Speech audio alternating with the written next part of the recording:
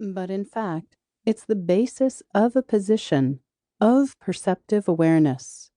With that understanding, the real problems behind escalation tension can be identified, and the solution begins to unfold. Imagine having the ability to sit down with your child and engage in a productive discussion that reveals the core of what is bothering him or her. What would it be like to approach a derisive coworker in a way that facilitates calm resolution? Envision a process that could bring opposing civic leaders to a space where they might actually communicate. If politicians followed the path outlined in De-Escalate, we could all be the beneficiaries.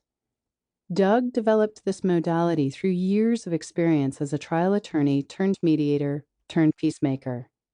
The durability of his de-escalation process has proven itself time and time again. It affords anyone who reads this book the ability to enlist a method for more thorough understanding and a better communication with another human. In this day and age, De-Escalate, How to Calm an Angry Person in 90 Seconds or Less, is a primer for everyone. Foreword by Britt Elders, author and CEO at ShirleyMacLaine.com. Introduction. Dear Miss Coffer, my name is Susan Rousseau, and I'm an inmate at Valley State Prison for Women. I'm writing in hopes that you might consider doing a workshop on the proper technique of mediation for our networking group. This group of women not only want to better themselves, but also help others in general population. I feel a mediation workshop would not only benefit the inmates, but also the staff. Do the workshop with the ladies in the networking group, and then we will take what we have learned and teach it throughout general population.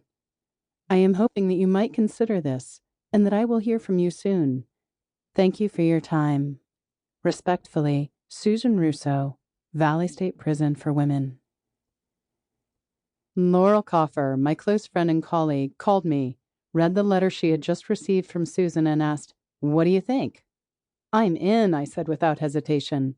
If we could teach prisoners to be peacemakers, we could prove once and for all that anyone could become a peacemaker and stop violence anywhere.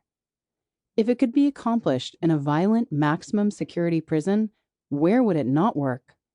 Getting permission to begin the project was no easy task. Even though Laurel and I are both accomplished lawyers, it was our first experience with prison bureaucracy. Finally, however, we received the go-ahead. We started with our first group of women inmates in April 2010. At that time, Valley State Prison for Women had the reputation of being the largest, most violent women's prison in the world. The prison population was 3,480, in a facility designed to house 2,400 women. The 15 women in our pilot group were all serving life or long-term prison sentences. They represented every walk of life, ethnicity, education level, and socioeconomic background. They were tough, shut down, angry, and deeply wounded women. They were the forgotten untouchables of modern society. We had no idea whether our techniques would work with these hard cases, but these women wanted to end the fighting and arguing in their prison community and needed the skills to do it. I cannot begin to describe the feeling of walking into a maximum security prison on our first day. I am not easily intimidated, but walking through central control and hearing the multi-tons security door slide shut with a clang and loud click got my undivided attention. We were in the belly of the beast. We were assigned to the D-Yard program office conference room. D-Yard was at least a quarter-mile walk through the outside main yard. The morning was a typical crisp and clear April day in California's Central Valley. Laurel and I walked along silently, taking in the details of the prison environment. Tall fences, topped with razor-sharp wire, guard towers, large barren spaces with no vegetation. A bleak, depressing, and desolate place.